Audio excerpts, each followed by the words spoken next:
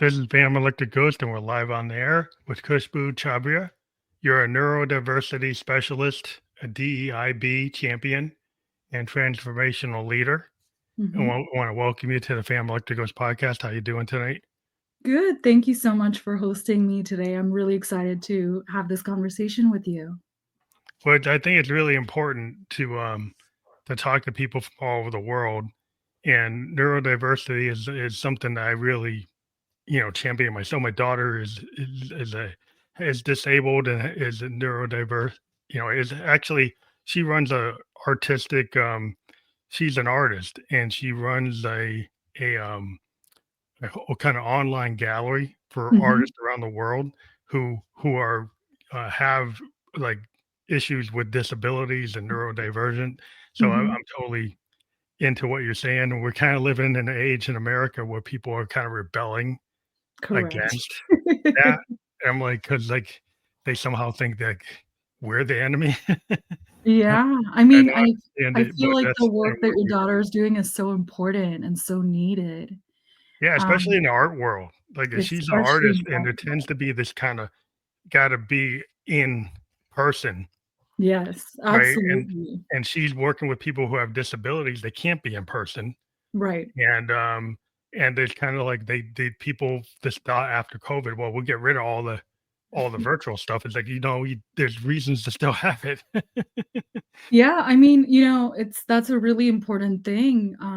I was actually talking with someone this morning about the importance of remote work and how many people with disabilities have gained and retained employment since COVID because of that possibility. And we absolutely need that avenue for people with disabilities for sure, right? Yeah, and there seems to be a lot of ableism among some of Mhm. the Fortune 500s, big companies. Like these executives making decisions like, I think everybody should be in office. Right. So then they don't consider what we're just talking about. Like Correct. and the thing is, I am in my day job. I am a remote worker. I'm a software Mhm. designer. For Right. many years, I decided to go stop being a road warrior so I Mhm. could be home with my daughter, and my wife is disabled. And Mhm. so, it's not just that I don't want to be on the road. I used to be on the road for years. Right. Just I decided I need to be able to balance my artistic life and my family responsibilities and still be able to do a job. And so it's not about people just like Yeah. wanting to goof off. It's like Absolutely. seems to be like the CEO is like, oh, they're goofing off. It's like, no, that's not what it is. And what we believed about productivity and remote work was proved to be wrong, right? People were more productive. People were more aligned with their other responsibilities. People were more able to spend time with their families. And I do want to say, Phantom over here, that I don't think people necessarily make policies to exclude people. They maybe just aren't really aware of how many people that decision could affect.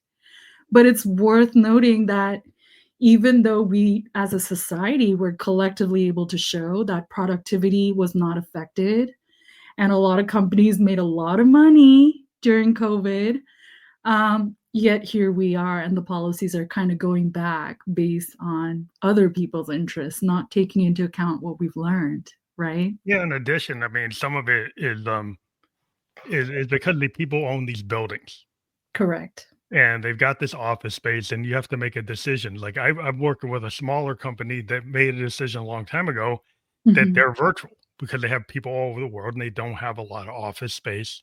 But there are Correct. these big companies that have these big offices. So there was Right. a decision that was going to need to be made. Do you Yes. sell that office space and go with what the world actually wants? Because there are people living in, Mhm. in the Caribbean working. There are people living in Hawaii, people who would move to places that they felt would be better for them and their family, Correct. and are not Correct. near their office anymore. Right. And so then they just like threw all that out the window and say, "Oh, we gotta fill this office space." Because some of it's bottom line. I mean, that's one thing. It's not the only thing, but Of course, one of thing came to course. mind. But it's just it seems like being inclusive is like, oh, that's foo-foo. Oh, Right. that's like people tend to not be open-minded, being an Mhm. artist, I tend to be more open-minded, less Right. in the canon. Because a lot of Exactly. times when you're an artist, like you were trained on the canon. You were trained on like classical music. I'm a Right. pianist, and I was trained on all the greats. But then when you start to deviate, you go away from it. Right? You start to experiment. You kind of break the rules. Right. You learn the rules, and then you learn to break the rules because like it's not fun to stay in the box. And so Agreed. and some people don't live in a box, right? They have a different mindset, and so Absolutely. it's just, I think if you're more inclusive, you'll find there's a lot of things that are, like, outside the Mhm. bell curve Correct. that are actually better for your bottom line. But, you might believe that everybody being, like, in the certain criteria, like, everybody's gotta Mhm. be the same. It's, like, not necessarily. It's, like, that's not everybody's secret sauce is being the same. Everybody's Absolutely. secret sauce is their individuality. Yeah, and the idea and this is just talking like kind of like big picture. The idea that all of us are designed in the same way to be able to sit in front of a laptop for 8 hours a day, to commute 3 hours a day, to go to work and come back. A lot of our bodies are not designed for that. And even if you ask two neurotypical people that have no diagnosis or no semblance of neurodivergence how to solve one problem, how likely is it that they're going to have the same approach? Yeah, man, that's what you want. Like when I'm in a room doing a joint application decision, Mhm. tree, we're doing JAD development, agile development, whiteboard stuff. Yeah, We want people to speak up. And correct. over time, people do speak up because there's no fear. There's a Right. lot of problems with like safety and fear. Yeah, this is So what we call psychological safety, right? yeah, people don't speak up because if they speak up, they're like, oh, I might be wrong. Mhm. Or it might be not the idea everybody else has. So then they feel like the wolf's at the door, and it's kind of really, really old kind of human Yeah. trait. That if you're in the tribe and you speak against the chief, he's going to throw you out, and the wolf's going to be on you. And so that you don't speak up and go against what they're saying in the leadership because you Yeah, might get kicked out. correct. And so that's a hard thing to do because like you think, well, the wolf's at the door. I don't want to risk it. Yeah, and one of the things we teach organizations when we talk about this specifically is that when you're holding a meeting and you recognize that there are certain people who are never speaking up or sharing ideas, that you as a manager or a meeting facilitator solicit people's feedback because neurodivergent people often don't know when to interject in conversations. And as someone with ADHD myself, in a one-on-one conversation, I can easily speak up and engage with you. But if you put me in a meeting, it's very likely that you won't hear a lot from Yeah, me. the whole group dynamic. It's like I was Correct. a sociology major, and Mhm. kinda got the macrocosm, and got the microcosm. Correct. When you're in the macrocosm, you're in a group think, group Mhm. situation, like you might, when you're on the different limits of human behavior, Right. different the range that you could be in, you might not feel Mhm. comfortable or feel you have a permission structure to be involved. Because Correct. all the alphas, all the people who are very aggressive, they always take the lead, and then, body language and people Right. look like, you feel like intimidated, and they might Absolutely. intimidate you on purpose because they wanna be in the lead. So it's human behavior. So, like, if Yeah. you feel like you're not welcomed, Yeah. you're not valued, like when people don't Absolutely. ask the people on the floor, Correct. like, "Is there something we could do better?" It's like, "No, the engineer is perfect, we can't change it." It's Right. like, wait, but, when you have a company that actually listens to the people in the assembly line Mhm. and they tell the engineers, like, "This is actually not the best way to do this. This has got a lot of problems." Exactly. And if the engineer has an open mind and they're willing to listen to the feedback, they'll actually fix the product. But if Yeah. you've got a big ego and it's like, "Why you can't tell me? I went to Carnegie Mellon. You can't tell me anything." It's like, "Okay." I mean, and this is the thing, right? I think one of the things that comes in the way of true DEIB work is the fact that we have these hierarchical structures and power dynamics that we're not looking like we're not willing to look past in order to have true inclusion. Because if you do think about it, true inclusion means not just for the neurodivergent person, it's also for the only woman in the room, Yeah, or it's for the person who speaks another language other than English, or for the person who doesn't understand the cultural references in a joke you just made about the Super Bowl, right? yeah. So we have to think of why it is that inclusion is important. And to this point, I will say, talking about the benefit that inclusion brings, the level of performance that teams have when they have psychological safety, the level of creativity and innovation we have seen in organizations that have improved psychological safety. I mean, there's a lot of research there. It's just about sort of connecting the dots for people and saying Well, it it's about does the work. bias. You have an institutional bias or organizational bias. Mhm. I was in an organization, I worked with a lot of big insurance companies, Right. and I got into, like, a PMO, it's like project Mhm. manager's office, and I had just Mhm. been in, like, Japan for 2 years Wow. working for the company. I come in, and the office was not very diverse. Right. I was the only person that looked like me in the room, Uh-huh. and the executive come and tells me, "Well, we can have diversity of thought rather than diversity of, like, person. Like, we don't have to Mhm. have diverse people. We can have Mm. the same people who've been in the same country club and same groups, Mhm. like, they can Mhm. have diverse thoughts." They're like, "Okay, really?" 'Cause Yeah. it's like, you know, 'cause I was just in Japan for 2 years. I had Right. different ideas, and my ideas were butting against their ideas, and he came up with this response. I'm like, "Okay, well, this group is not the right fit for me." Right. Right off the bat, the guy doesn't want is kind of going a roundabout way to say, "I don't need to be there." Correct. So I'm like, Correct. "Really?" And it's unfortunate, but those views still exist. There's a lot of people who will say, "Well, why should I invest in all of these things and do all of these trainings? It's so much more work for me. It's so much more to manage for me. When why can't I have cultural fit?" Right? Yeah, What is cultural fit? I mean, is I it don't know. based on your mission and your vision and your values? But don't Or we is have it a global economy? Don't you sell to multiple sectors? And if correct. you've got the same people who are in the same clubs, the same church, the same places they go, it's like, how Mhm. are you really gonna understand your customers, right? Correct. Do you really have no women on the board and you have no, so you're not thinking about Yeah. what women want. You're not Mhm. thinking about what people like me might want, Right. I'm part Cherokee and Blackfoot, and somebody starts making a reference, making fun Mhm. of indigenous people, they don't even know that they've got a person that's, like, part Cherokee in front of them, and they say that, "Thanks." That's the Wow. problem is, like, the cultural kind of, like, blind spots that Mhm. people get because they think, "Well, it's okay. It's just a joke." Yeah.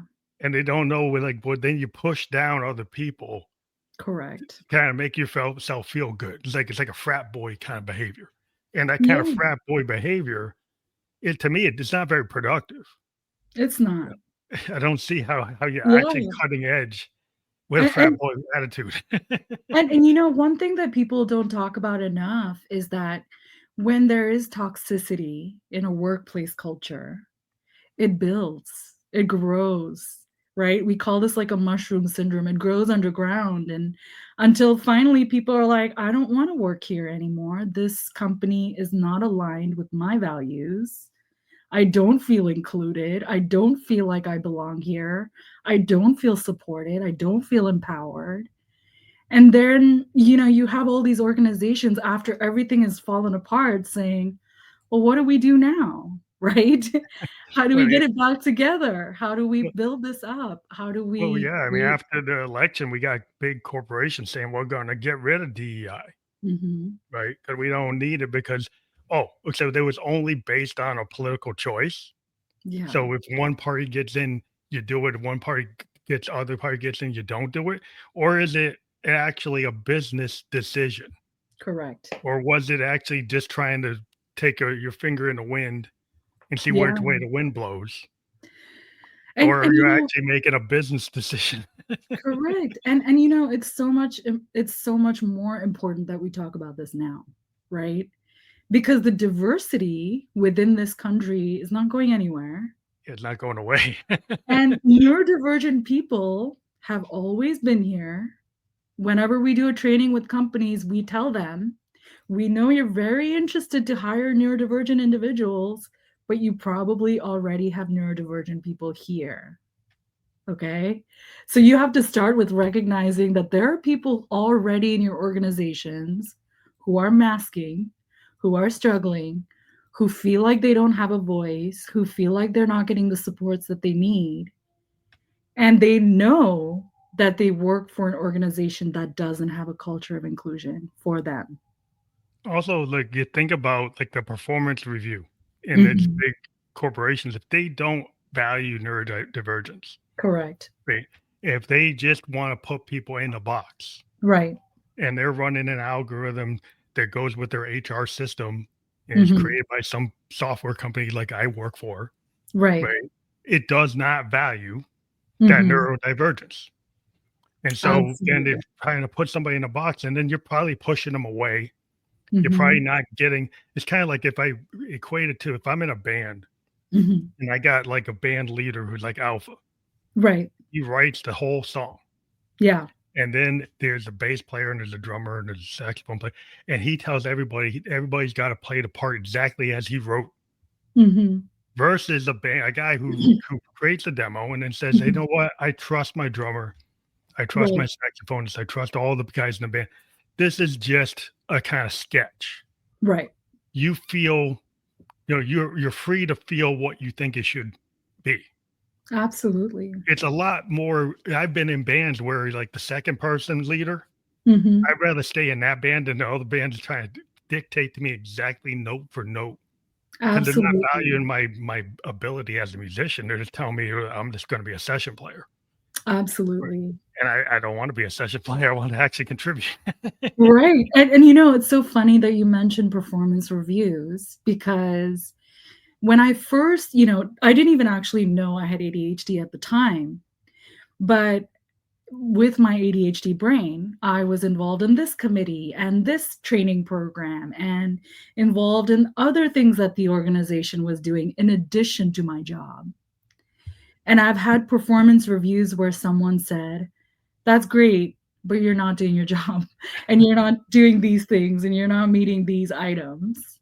Whereas where I currently work, which is Neurodiversity Pathways, I work in a neuro inclusive team now. One of my colleagues is autistic. One of them is a parent who actually has a son on the spectrum. And then there's me. And I work for a team now where they see what I do and they say, wow, Khushboo, how can we figure out ways to get you to do this more? If Right? they value you think if you have like your secret like sauce, your ability, right? Your Yes. ability is to probably be able to, Mhm. neurodivergent people can sometimes might appear to be, oh, you're not focused, right? You Right. might be all over the place. You might be Yeah, doing a lot of things. Like you might be having a lot of hats on. But correct. some organizations, like I can be in an organization. I went to a smaller organization where sometimes I could be an architect. Sometimes I do Mhm. QA. Sometimes I do design. I do database Correct. work. I do whatever is needed at the time. Yeah, So it's like compared to a place if like they just valued one thing, well, correct. I can do all these things. And if I go Uh, do all the things, they say, well, that's not really your primary task. So now we're going to give you a bad success factor review. Correct, And I'm like, correct. oh, well, that's I'm Yeah. not going to be here. I'm going to leave. And you know, that makes a huge difference for neurodivergent people. So with the people that I coach who are trying to find jobs, I spend a lot of time talking to them about which environment would be right for them, right? So we're not just looking at what do you want to do for a job? What kind of team do you want to work with? Do you want to work remote? Do you want to work in person? Do you want to do project-based work that's long term?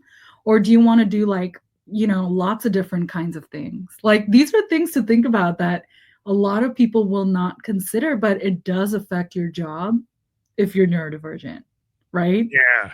I mean, I made a choice to be in organizations that Mhm. do project-based work, Right.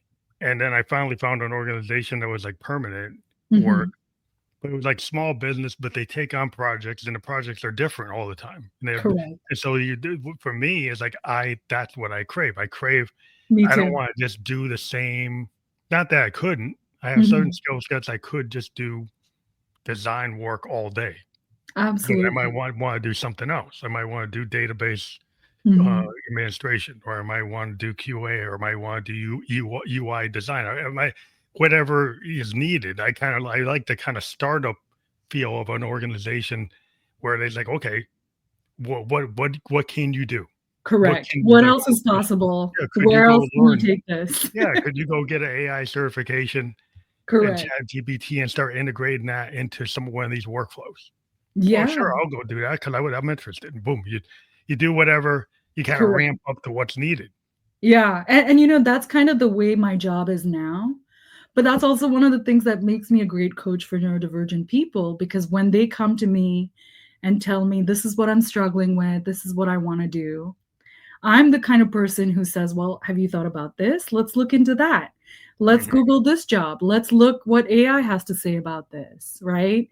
How are other people preparing for these jobs? Let's, do some LinkedIn sleuthing. And I'm actually a LinkedIn ninja, so I want to empower my neurodivergent students to use research to their advantage and really figure out how they can have that competitive advantage to show up with their strengths and say, I'm excellent at this. And I am someone who struggles with these other things, but this is how I work best. And these are the supports that I need so that I can be the most effective and show up as my most authentic self.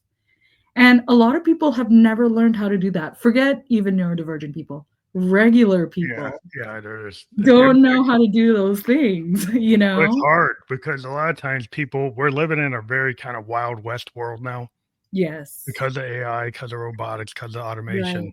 Right. Right.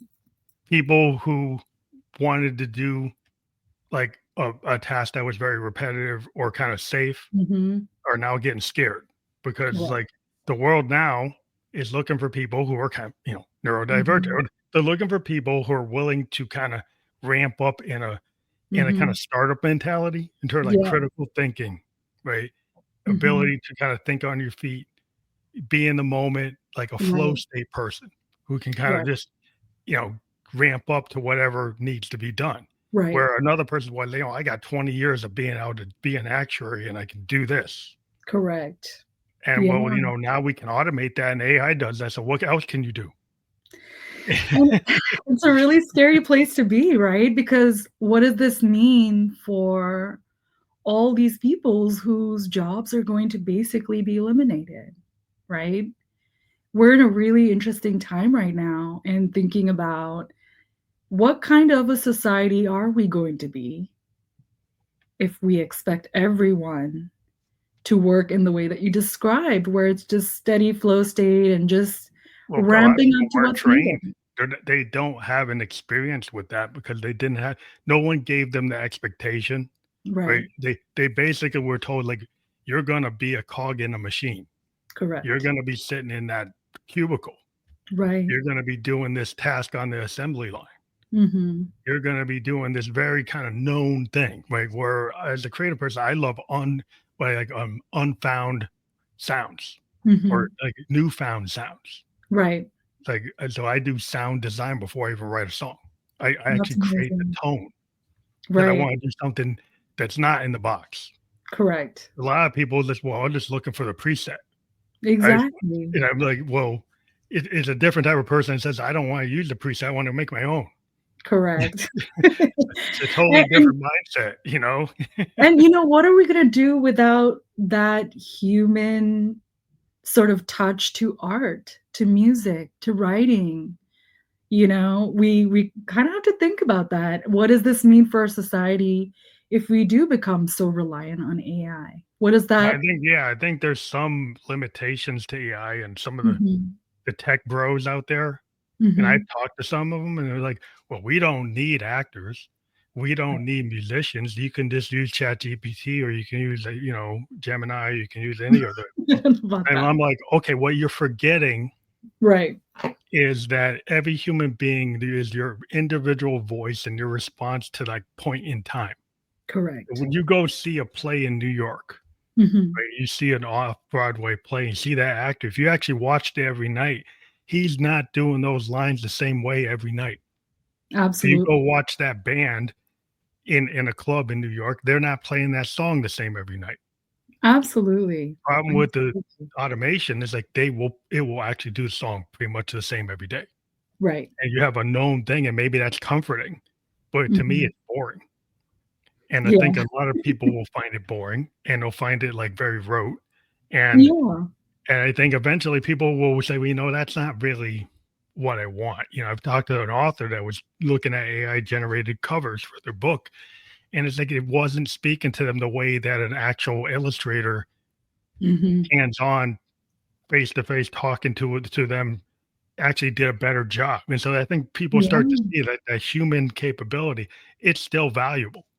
So the Absolutely. tech companies would tell you the opposite because they get paid. Correct. If And you and use you that, know then the money goes from the artist to the token that's being Mhm. used when you generate the prompt. True. True, true, true. What I was gonna say is also with the kind of work that we do, right? Very often, people who are working in AI will come and pitch to us different ideas for how AI can be used to support neurodivergent people, right? And oftentimes, we'll listen to the entire thing and we'll come back to the question, but does the neurodivergent person learn to advocate for themselves? Because if you're just if you're just spurting out information that I can find on Google, are you really teaching me anything here, Yeah, you're right? teaching yourself to do it yourself. It's like the whole idea Yeah, of, and like, and when independence is, like, you learn how to build your own house, right? If exactly, you learn and how to that's what we build your teach our students. We teach them how to fish so that whether they're in this job or that job or in a family situation or dealing with an intimate partner, whatever the situation may be, they have the tools to advocate in all of those settings. But let's say, there's all these apps now that people are thinking up on how to find the right accommodation, right? But you and I both know that any one neurodivergent person's needs are just their needs, right? Mhm. That's not going to help everybody. So if, for example, I have a student who really needs to put their headphones in and listen to music and just sit in a dark room for a few hours to self-regulate, that might not be an option on your app, Yeah, right?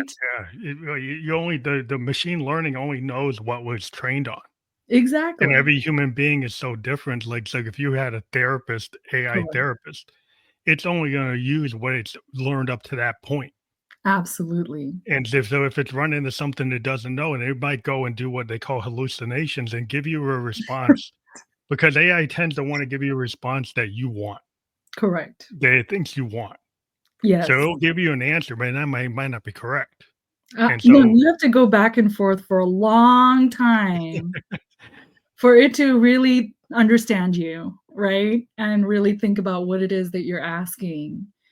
Recently I put on ChatGPT, what are some stories from religious texts about, someone being an underdog and coming out on top. And it shared so many random things with me that I didn't need to know or like that weren't because it wants related. to just satisfy you, and you might take it right. Oh, that's fine. Yeah, they're like, "Here's a list of, like, a million things that are all somewhat related to what you're asking," but I don't think anyone had asked it that before, right? Yeah. So it just tries to come up with what it thinks you want, and you have to Correct. do the refinement. It's like that's the thing Yeah. about prompt engineering. Mhm. Like, in the tech world, it's like we try to refine it so it'll work with a workflow, Correct. right? So it will actually start to do the case statements. Right. And the thing is, Right. like, the case statements are just based on what you know. And the Yeah. reason that there's an update every day on your iPhone or your Android is because Right. we didn't know that yesterday, Exactly. and now we do. Right? So now we make a change because we ran into a bug. We ran Right. into a situation we didn't do a case for Correct. because we Correct. didn't know. And the thing Yeah. is like, it only knows what it knows. It doesn't And that's the thing, like, for example, if you look up information on neurodiversity, again, there is some stuff that we know that's out there that it can pull from information of, but it's missing those lived experiences. It's Yes, missing and they those, how did this person navigate the situation? Not just here's what to do and here's a recipe. It's like it doesn't apply in the long term, I plus feel. it doesn't have like a therapist, like if you're a therapist or somebody who's Right. been trained, you know, Right. through rigor, Exactly. and then having that kind of, it's like when you go to the Socratic method of being able to kind of think on your feet Right. and logically, think about like, Plato and Socrates and, Mhm. all these like philosophers. It's like how the human mind works. It can kind of, in the moment, it can make adjustments. Correct. That it is still the most powerful computer on the planet is your brain.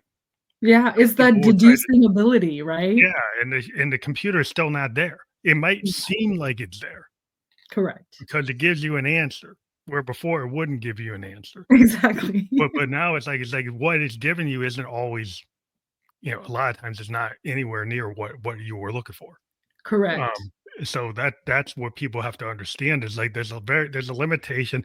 Like the business case for AI is now it's like the sexy thing. Right. Everybody wants to use it for everything. Kind of like Yeah, back in the 70s, everybody was using whatever, saccharin and everything. Is it right. really, but does it taste good? No, it Mhm. doesn't. It's like you did with the new thing because it's low calorie, but did you really like Tab? Right, I right. don't think you I do really feel did. like we kinda have to play around with it to see what's possible with it, see how it can be improved if it can, and, figure out ways for it to work, but it does bring up a lot of questions in general about our ability as a society and how we're gonna move forward from this, right? But Employment is, like, quick gonna be fixes an are issue always for kind of everybody. limited. Sorry? The quick fix is a problem. I think sometimes people take something that's a Band-Aid. It's Exactly. the quick fix. Oh, it saves me money. Right. So then you get rid of all the experienced people, and then you run into a scenario where you needed that experienced person, but you dropped them. Correct. And so, Yeah, the problem is humans need humans. And it's always they go back to Henry Ford. It's like, I've got to have employees that can actually afford my car. absolutely. So if you get rid of all the employees, like, well, who's going to buy the product? Correct. Like, if it's an idea, it's like, oh, you got these tech billionaires saying, "No, nobody needs to work." It's like, well, who's going to buy your product? Correct. Nobody's working. So you say, That's so I they're still mean, gonna still that's a work. great question. That's a great question. I also feel like more than who's gonna buy your product, it's like, how much of your product included that knowledge and experience that comes from the human brain that it's now not going to have? Like, the quality of the product is gonna change, When like, things the become benefit of the mundane, product is and gonna change. we might get to an era of things that Mhm. are very sameness. Exactly. Things that are just like, or things that are too perfect, so you don't even want it. Like, would Yeah. you wanna watch a movie that's got the plot of a Mhm. CSI episode over and over and over again, and it's like, "Okay, but is that really what you want?" Or would you wanna see something like a Citizen Kane that comes along from an Orson Welles? Yeah, I mean, It's like that kinda unknown thing, like a guy like Orson Welles comes and does things that nobody had done. mhm, Film angles, a structure of a story. It had not been done in film before, and that's the correct. human, like, random thing. They like, the Yeah, human's gonna do that Citizen Kane moment. It's gonna yeah, put that thing out there that the computer can't do that. It'll do something absolutely. that you already know. And, this is really interesting that you said this about the job thing because, when people use AI for their resumes, for example, okay, you can tell. Yeah. You can tell, right? And even if we talk till the cows come home about keywords and application tracking systems, how many people end up hiring individuals who aren't how they represented themselves to be on their resume? Well, it's that human interaction with HR that really does it, because like, you might Right. get past the ATS and you might get past the keywords, but then when Mhm. you get there, I've heard people that use the AI is like, they get into the interview and then they can't really represent what's on the resume because they didn't write Yeah, I mean, and you know what? That actually brings up another question. Why are we asking random interview questions that have nothing to do with the job, right? it. So, one of the things that we train organizations to do in order to be neuro-inclusive in their interviews is to ask the person to do an assignment or project that they might be working on if they were working, to show What they how you think through the problem, how you make decisions, how you really take the information that's presented to get something completed, and can you complete something on time, Yeah. I right? think that's a good way to show me way, right? Because the problem is, like, if you're just talking, Mhm. people can kinda, it depends how good a talker you are. Right. It's like, but if you actually you go to the show me state, show Correct. show you, like, I've been in a situation with, like, an IT, like, well, like, here's a give us a use case. Mhm. Go do the use case, go do an activity diagram, go flow this out, right? Show me Correct. that you can have a logical thing and say, "Hey, here's this problem," Mhm. and then logical problem, and show me how you would come up with options to solve it on the Correct. whiteboard. So it shows your thinking, the way you approach it.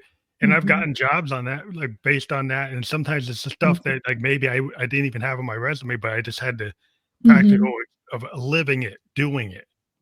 Yeah, You know, and I think that absolutely. is super important because we live in a world with like everything on LinkedIn is always looking for your acronym, looking for Mhm. your certification. But then if you get that guy in the room and then you give him that thing and he doesn't solve it the way the guy who maybe didn't have that on the resume, the Mhm. person they actually do it. Like, if you don't actually interview that person, you miss them.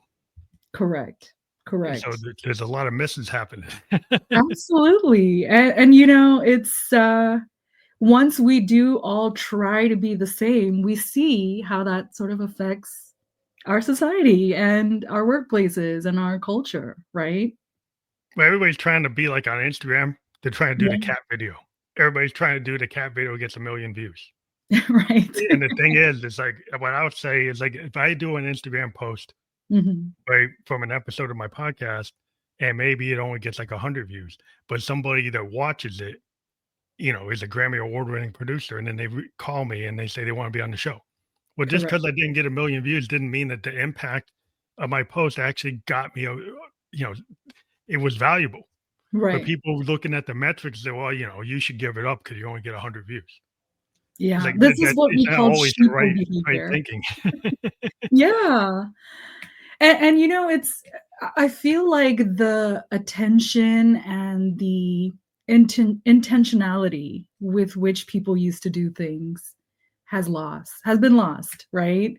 People are so quick to, like, just click on the shiny thing and run towards what everyone else is running towards, where we can miss a lot of great things from being that way, right? Also, it's like the attention span.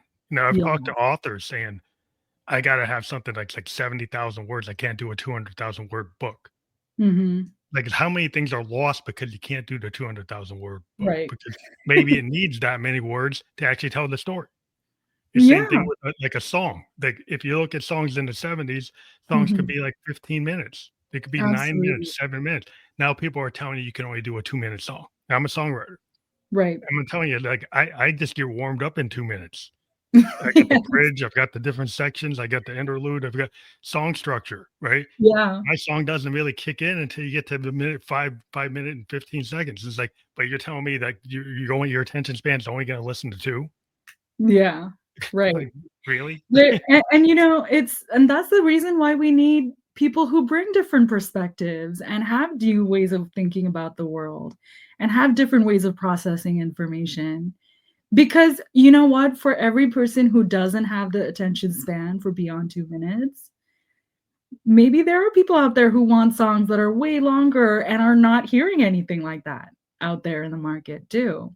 Well, if you put it into the world, what happens because of the net? Mhm. One of the advantages is you Right. could put it in, maybe your local, you know, scene doesn't like it, but somewhere in Norway or Mhm. Australia, somebody digs it, and so you get the way the world works with music is that you put it out there on a Correct. platform that's not a big platform, but a platform that puts out, like, underground Mhm. music, then you actually find your tribe. It's like law of attraction. But then Absolutely. there's a permission structure to actually put the art and actually throw it out there in the world versus somebody Correct. being scared to put it out in the world. Absolutely. And, that's something that I always talk to with our students because many of them are trying to make their name. Some of them are artists, graphic designers, or people who wanna do, like, video game design and things like Mhm. that. And many of them just feel like, "Well, I have a portfolio, but no one's looking at my portfolio, and how do I get myself out there?" And I continue to tell them that you just haven't found your tribe, or you just haven't found the community that really appreciates what it is that you specifically do. But those people are out there, and I think Yeah, it's you just easy to gotta forget. find them because there's a lot of forums.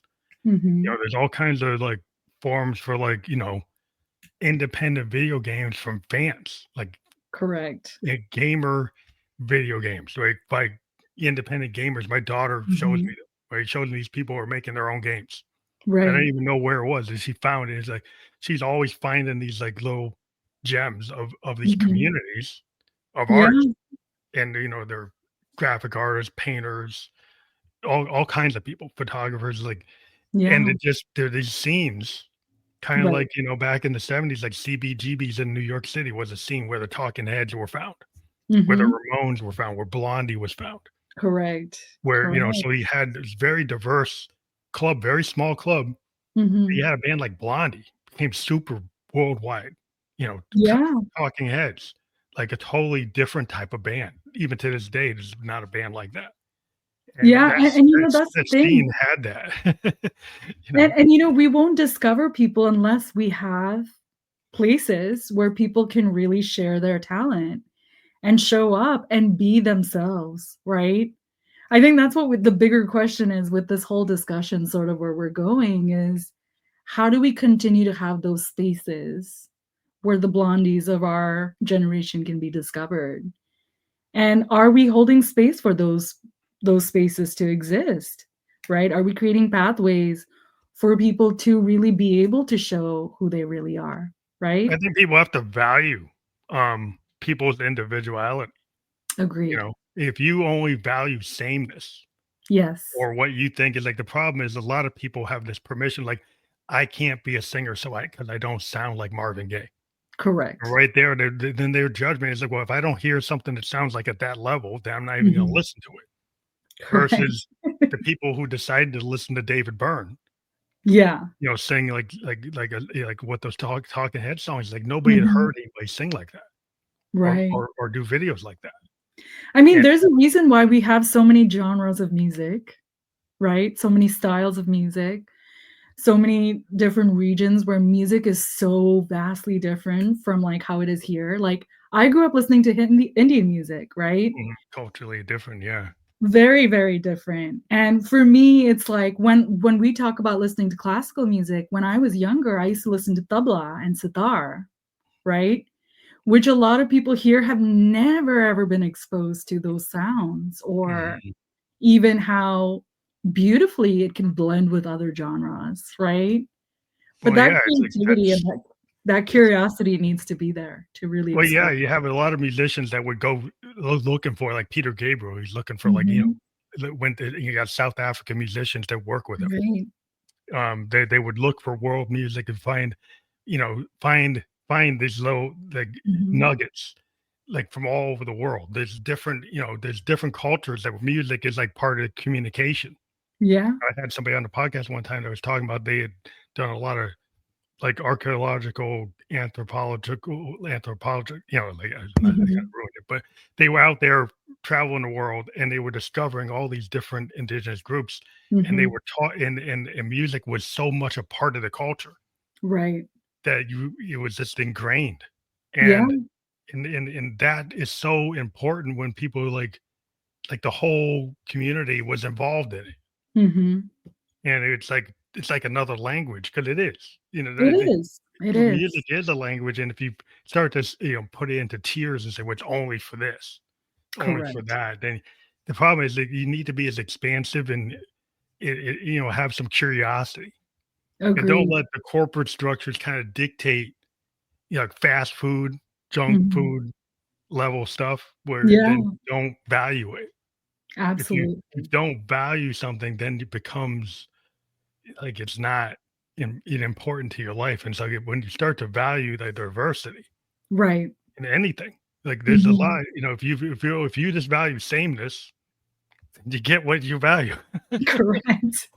Correct. One of the things that when we do these presentations with companies, we'll tell them, look around. How many of us have the same eye color or the skin color, the same height, the same gender, right? The same whatever, right? Every single one of us is so different. How is it that we can possibly believe that our brains are the same? Yeah. We can't. Yeah, I mean, that right there is like your brain is your ticket. Like everybody's, Right. it's their soul and their heart. Like as an artist, it's like Mhm. your brain, but it's their soul and your Correct. heart that's coming through. And it's like how it's expressed through your fingers or your voice. Yeah, It's like that is what is uniquely you, right? exactly. If you were doing Exactly. like an analysis, technically, you would see that the patterns going on in your brain aren't matching anybody else. At the moment you're Absolutely. doing that work, it's like very different, right? You can't Correct. And prove and it. we know from looking at brain scans how people's brains work very differently from each other. We have all the research to back it up, so why are we still doing things the same way, right? I think people just like the for convenience sake, Yeah, put people like we said, the performance review can be a yeah, killer if you are not somebody that's an in the box thinker. correct. Like, and if your people judging you Mhm. can't value your contributions, Right. then you're like misaligned. You're Exactly. out of alignment. You're like out of tune. If I'm a musician, like I hear that Right. damn guitar's out of tune. Right? It's Yeah, like that's what it feels like. It's like you're out of tune. right. Like it's not working. So Yeah. you can try to see if you can fix it, but maybe you have to like find a different environment. Absolutely. But even though we do like things to be standardized, right? Let's just start with that premise that we do like things to be standardized so that things are simpler. Everybody knows what's going on.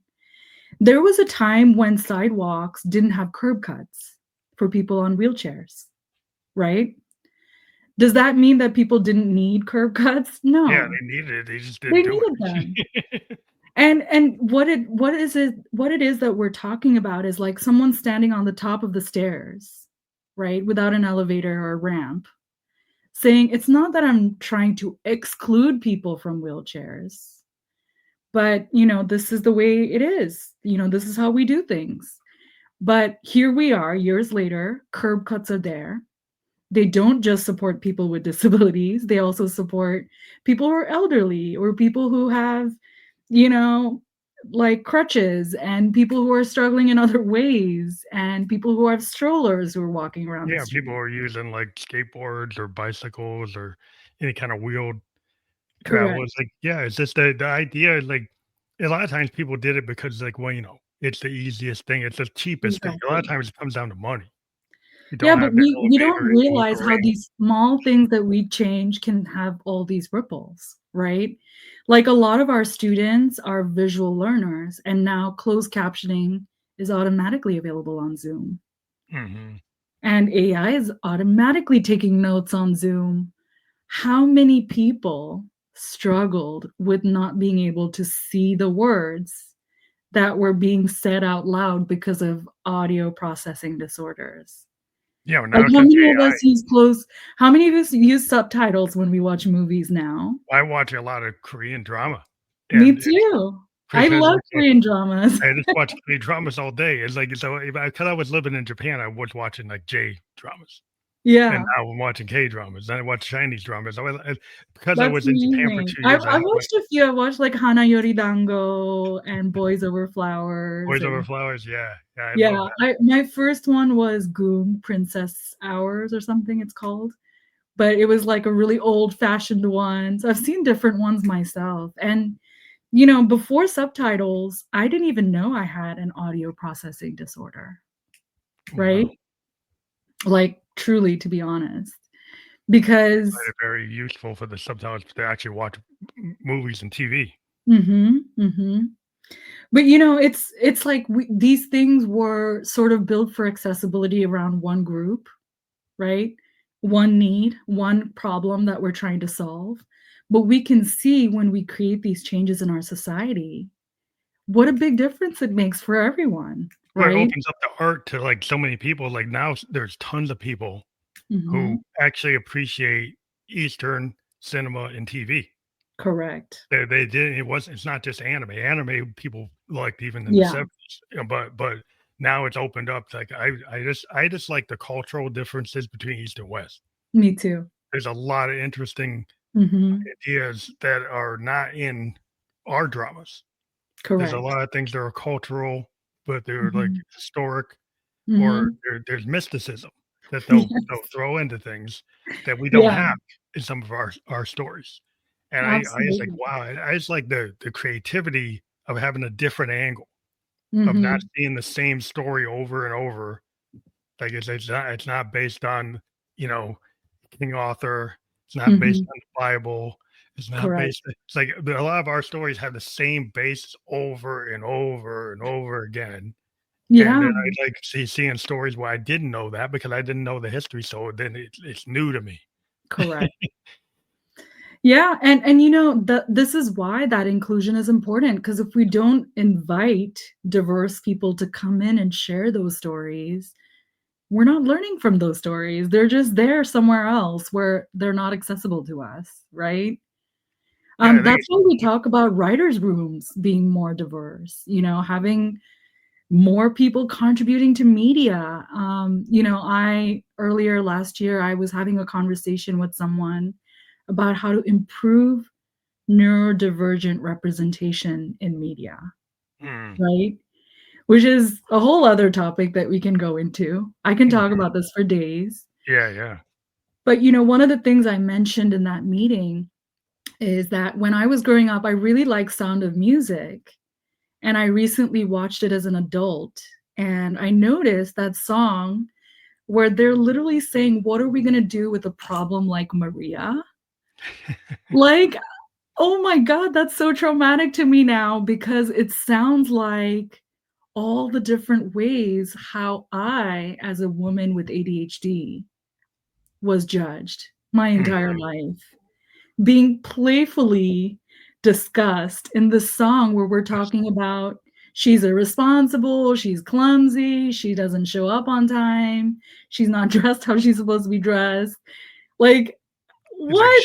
It's a shaming song, but it's like, "Oh, it's in the play," so it's like people don't think about, sometimes the context, we kinda Yeah, ignore well, we don't, 'cause it was part of the culture. It's like correct. it's such a big movie, but then you Yeah. go back and you look at things, it's like, "Oh, maybe that's, like, inappropriate." That's a little bit inappropriate, right? Or, usually the ADHD person is like a really smart sidekick, right? Like a side character, like, Mhm. "Oh, this is the person at the SVU office who's doing the research." Yeah, yeah, they're kinda quirky. They got the The quirky. quirky, nerd in the office who's like, "I pulled it up. Here's what I found." And everyone's like, "So fast," you know? But we have to think about what those ways of only looking at that view of neurodiversity does for neurodivergent individuals who have very real struggles from having neurodivergent conditions, right? Yeah, well, you need representation, like diversity, like in the Mhm. media, like when you see this, who are the protagonists? Correct. You Who know are the who? protagonists? Yeah, Good why do you question. always see a certain type of person, Yeah. sex, or look as the protagonist? Like, how come you don't see other protagonists? How come you always see the Right. certain? the antagonists. Why are they always the enemy? Mhm. And then you can go through and watch a lot of film and start doing film history Mhm. analysis. It gets worse and worse. You go back, is like you see a lot, like with African Americans, we're like, Yeah. I don't even know if I want to watch this. Right. I mean, Like there's if so you're many Native problematic American, you see it's like, things. I don't want to watch that Western because Correct. it's like, it's just so bad. It's like Exactly. can't, and And, you know, we like, of course, our stories are gonna change over time, but it's like we're still not really adapting to the way things really are, right? Because how many times do we see neurodivergent characters, but they're not out, mm, right? They're just there, but they're not out. We're not seeing anyone accommodating them really ever. We're not seeing other people in that media trying to do things to include them or improve belonging for them. Usually we're seeing them get bullied. we're seeing a reinforcement of the stereotypes. Yeah, Exactly. because it's like, okay, well, that's the studio says doesn't want to take a risk, so they Mhm. keep on using the same Yeah, archetype. It's like, you see a John Wayne story, they're still running it all the time. right. Right? They're still running it, and then you see some of these old movies, and it's like it's just being run. It's reinforcing a lot of Mhm. bad stuff, and people say, "Well, that's a classic." But Yeah. then it's like it keeps on putting in that social structure. It's Mhm. being reinforced, and then when you try to do something new, it's like, "Well, that's not in the canon." Correct. So we Correct. gotta stay in the canon. And it's always gonna be type this Exactly. structure, this that's why I like to go outside of that and find Correct. something else. You know, I like to do that as well, but for me, I think really one of the reasons why I was born on this earth, Phantom, is to ask the question, why? Why do we do it this way? Why should I be the one to do this? Why are we doing it this way and not this way? You Mhm. know? And we need people to be asking those questions. We need to kinda be able to have consumers start saying, "I want something else." Correct. Yeah, I don't wanna have to go watch a K-drama or a J-drama or, Yeah. Chinese drama to get my diversity of ideas and Mhm. concepts and people. I need to be able to see that in my TV here. That I wanna Right. see that on Netflix, I wanna see it on HBO, I wanna see it here. I Mhm. wanna see that type of diversity of, not just thought, but people, Mhm. Absolutely. because I mentioned that we need to see people represented the way they are in the real world, not just in your structured canon world. Correct. No, it's definitely true, and I feel like we we think we find comfort in the things that we know, but truly, like you said, we crave the things that we don't understand. That's where the real learning happens, right? When you expose yourself into new situations and around new stories and hearing from other people whose voices we haven't heard from yet. And that's why it's so important, I feel, that we solicit that from our society, from our culture, and really ask people, well, why aren't we doing this? Why aren't we changing this? Why do we have meetings this way? You know, why? Like, Yeah, because, why can't we open things up to be a little bit more, because my daughter's always pushing for, like, mhm, online galleries, mhm, and then she, okay, fine, then she created her own. So right. now she has her own thing, it's just the creators, and they do online galleries where they do these art, showings Mhm, and allow people with very diverse capabilities to be mhm, presented in a gallery that's open on the net. correct. And it, has, video and art, photography, and all kinds of ways to be able to put it into this virtual gallery that you actually the stuff is on Absolutely. the wall. You can click on it. If it's video, it opens up, Mhm, and then people get to see, the story of the artist. But it's like the idea that, the big galleries didn't want to think about that. It's like, oh, you have to come here. right. Because what they, I understand they want to keep their location and their whole thing Yeah, about it. But like, why don't you open things up? why don't you make it so that you can actually have a virtual Mhm. artist in your gallery? He was like, "Oh, I can't do that." It's I mean, there we have a lot of things we need to kinda look at a little bit differently, or even allow people to have those aha moments where they think about, "Well, huh, I never thought about it," you know? Why not, right? Many times we ask companies, "Why do you interview people with the question, 'Tell me about yourself?'" What does that even mean, right? Let's be honest. What does that mean? What Do are you you trying wanna to get at? know? What are you Like, trying to everyone get has a at? different way of answering that question, and And what's the right answer? every neurodivergent person who comes into our program says, "I don't know. I don't know what neurotypical people want from me, or what exactly they're asking because their questions are so open and so vague," right? A lot of Mhm. times I'll tell companies, "You have on every job description from your company a bullet point that says high attention to detail." And I tell them, "Do you know what high attention to detail looks like in the office? It looks like the person who's pointing out errors. It looks like the person who corrects you in a meeting because you said something incorrectly. It looks like someone who says that something's not ready to go because it's not perfect yet." Right?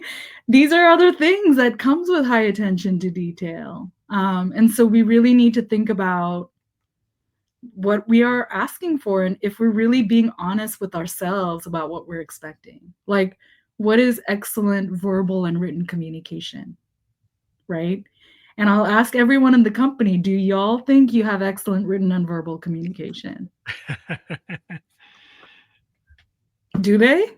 Yeah, I know. Yeah, the Right? problem is, like, what is it's kinda like they like to have these, like, rote phrases Mhm. that they just use because like, everybody else uses it, and Right. when you try to get behind it, like, what are you actually trying like, what is it that this position is actually what does this person have to do in this position? Correct. Right? Can you be more descriptive as, like, instead of having these canned Mhm. responses, like, it's like if I'm a musician, right, and somebody tells me, "Well, you need to make that brighter." Right. What do you mean? What do you mean? In terms of Explain. sound, there's a lot of ways to do things right. It's like, you gotta tell Mhm. me what you're looking for. Right. When you're so and you think you told me, "Well, it's bright." Mhm. It's like, "Well, you Exactly. didn't really tell me." Right. I mean, you said a whole bunch of nothing, right? Yeah.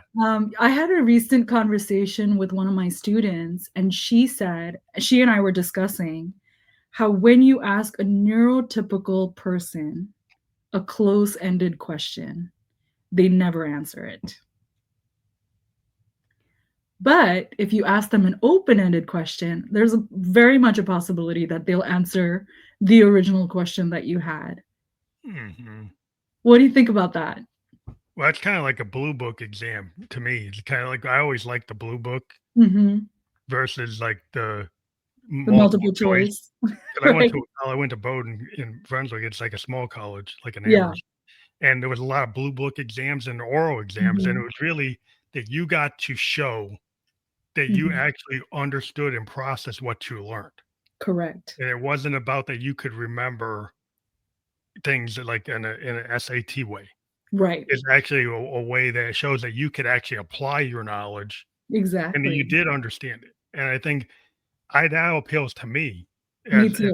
the way I think, so Me I think too. on that side of the spectrum because other people is like, "Well, I want to know it's black or white." It's like, well, it's not always black and It's white. not always black and white. I mean, it was never black and white, right? It was never black and white. So the fact that we assume as a society that there are black and white responses to these things, and this is how we should measure intelligence. Yeah, I think it's the wrong way to do it. What? There's so many things that we've You touched on miss a in lot of this. people. I mean, because you Yeah, think about it, Einstein was getting like D's, correct. but he look how brilliant he was. The way they Yeah. measured him on the test was not measuring how good he was, and that happens all the time. Einstein was actually dyslexic. Mhm. So So that's not gonna measure him right, that mhm, but, like, his brilliance was beyond the way they were trying to measure brilliance. I It's like a agree. lot of times the test is defective. Agreed, It agreed. doesn't actually represent it actually could show that the teacher's failing. Right. Not that the students are failing, but the teacher is failing. Right. You know, and I actually kind of struggled with all of this. I did awfully on my SATs. I did awfully in my undergraduate degree. But in grad school, it was like straight A's. It was small groups, lots of written assignments, smaller classrooms, focused study on my special interests and what I'm really passionate about. I did so well in grad school compared to undergraduate. And I went to a huge school where it was like 300 people in an auditorium. And I really feel like it was a huge disservice to really showing what I was able to do or what I was able to learn, because we don't really have inclusive education practices in the way we run our schools these days. Yeah, a lot of it is just designed to kind of put through as many people as you can in a Mhm. standardized basis. Like that's the reason I went to a school like Bowdoin because like class size was like 15, Yeah. 18 people. Mhm. Professor, I could actually go to their house because they lived on campus. Right. TA wasn't teaching the class, the professor was teaching the class. So Yeah. you could go after class and actually go to their house and talk to them. Mhm. And then, Yeah. then to me, it's like that the community because I was able to communicate, Right. I was Me able too. to like really understand the coursework Yeah. because I felt comfortable enough to be able to go to the professor, ask the other kids because it's a Mhm. small enough group of kids that like, oh, well, what does this mean? Correct. What is and ask the teacher like let's have a Yeah. debate about what this means. So it's just to me it's like if you when you're trying to mass produce something, Mhm. then you don't have the attention to detail that you might need for certain people. Agreed, agreed. Some And I people do might feel need like people are making some strides in inclusive education, but we still have so like a long, long ways to go. Because like you said, you know, some people are visual learners, some people are auditory learners, some people are kinetic learners. Like they really need to work with their hands. mm, You know, many of my autistic clients are the type where they literally pull something apart to learn how it works. yeah, mechanical. That's Yeah, that's not something you're gonna learn in a textbook, no, you right? take it apart and put it back together. I mean, I was the kind of kid that like rector sets, pulling things apart, Really? putting That's things. amazing. I'm a techie kind of guy, but I like to take it apart to figure out how to work. Mhm. And so Mhm. I thought I was going to be an engineer, but I ended up Right. getting I actually looked at it, but ended Mhm. up going into software engineering and then music. Yeah, In sound design, I use a lot of stuff that's like I said, I do sound wave design. I that's have like amazing. analog synthesizers that actually are like very complicated and have wires that look like you're plugging wires into this and that, and you're like Yeah. overriding workflow. So it looks like you're a mad scientist Mhm. because you are. You 'Cause know what? I have actually the perfect person to introduce you to. I'm gonna message you about this afterwards, but I have a student who is also working towards learning coding and is very much into music. oh, And they cool. wrote an article about how music education can be taught more inclusively. Yeah, I think it's real important to try to, get it 'cause, if you look at like a lot of the Mhm. phenoms, guys Correct. like Hendrix, he couldn't Right. read music, but look how great, and he was doing stuff that was Mhm. out of the box. Correct. He was a left-handed guitar player, restrung his guitar. Right. The way he played his guitar with his finger position was not the standard way of playing, Exactly. and so he reinvented to fit his capabilities as a Mhm. left-handed player, and so that in itself is is just a total reimagining and why he sounds the way he does to this day. Other Right. people don't sound like him because he kind of redefined his instrument to fit him personally. Yeah. Yeah. I And when mean, people even the do way that, people learn music is mostly through classical ways, right? And that's actually something that the student had reflected on and how not inclusive learning classical music is. well, it's very exclusionary. Like Yeah, compared to like if very you learn like exclusionary. jazz or the blues or you can Mhm. have a foundation to try to learn the scales. Well, Correct. a lot of black musicians, like, we don't I learned how to read, but a lot of black Mhm. musicians, I know they didn't come from that classical training, it's kind of Right. from soul Mhm. and heart and the blues, right? Right. And that is more like getting in touch with your soul and your heart, Mhm. and finding it and listen, like kind of learn, actually playing by ear. A lot of Correct. black musicians I know, they can listen to a record and they can pick it up and they know what it is when they hear Yeah. it. It's a different type of, and that skill set, you know, toe It's to toe with a classical trained person, that person right. can be exceptional in the field. They don't need Yeah. to be at Berkeley to do what they do. They can do it. They actually function. Correct. Correct.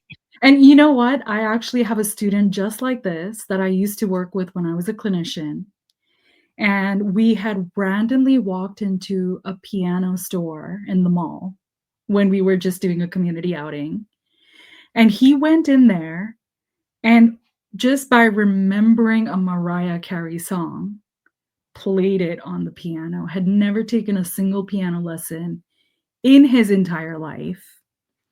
His mom ended up buying him a keyboard. We started, like, raising money or thinking about ways to raise money to get him a piano. And he's continuing to learn music still, and he's one of those classically trained people who's just, able to hear things and pick it up right away. Yeah, it's a talent, and it can open up a lot of doors. Mhm. But there are certain people that say, "Oh, you gotta read the chart." And Correct. there's certain places like, well, like if you can't read it, then you can't get the gig. Right. Versus all the people will say, like, if he can play it, then he can play it. Correct. Doesn't really matter. Correct. It's like if he learns it. So it's like some people just are Mhm. exclusionary rather than, Exactly. and so it's like if when based on how people learn the craft, why do Mhm. you have to be exclusionary about they got to read it on the sheet if they can actually do it? If they can do it, Absolutely. what does it matter? And that kind of goes into what we're saying with the work is like just because they didn't get the test score, Mhm. but if you actually give them the task, Correct. what if they do it? Does Yeah, it what if what they does the do it? test mean compared to the fact that they can actually do it? It's like you could actually have more people. They saying you can't find workers. You're saying you can't find talent, but you're Correct. actually excluding so many people. You can't even get them into the conversation with the HR person because you Mhm. exclude them before they even can talk to anybody. Agreed, agreed. I had a student who ended up getting a job as a data analyst, right? And when we were talking about his experience, he wasn't working in a data analyst position before, but he had incredible knowledge of Excel. So much so that he actually created a YouTube channel to show how to use different Excel Oh, the features. tricks and trades. Yeah, yeah. He had been adding videos to for years and years and years and years, That's his right? resume right there. Yeah, and then he shows me that he's been collecting statistics on baseball players for, like, a decade for this one specific team.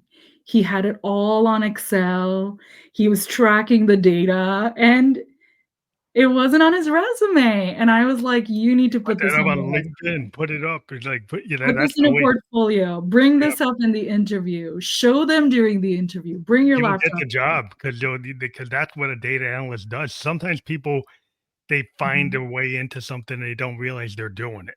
Absolutely, and you know what? I'm very pleased to announce that he is happily employed full-time as a data analyst in a startup here in the Bay Area and doing so well. Well, because he's probably got that unconventional thinking that a startup needs.